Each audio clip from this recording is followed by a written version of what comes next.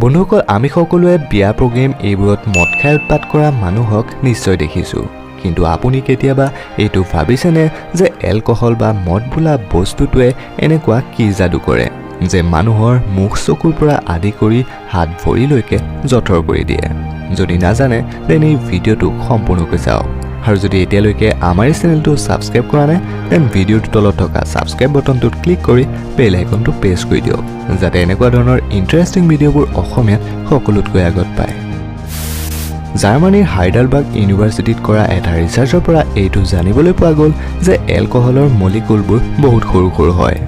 যাৰ ফলত এইবোৰ আমাৰ তেজত বহুত জলদি মিহলি হৈ যায় আৰু তেজৰ দ্বাৰা আমাৰ শৰীৰৰ পৰা মগজুলৈ যাবলৈ মাত্ৰ 6 মিনিট সময়ৰ প্ৰয়োজন হয়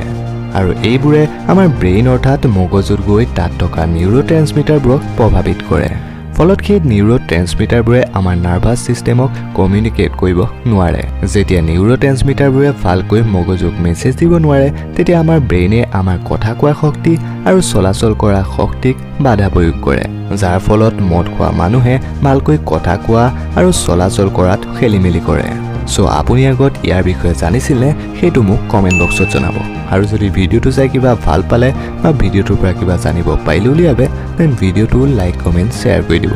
thank you bye bye take care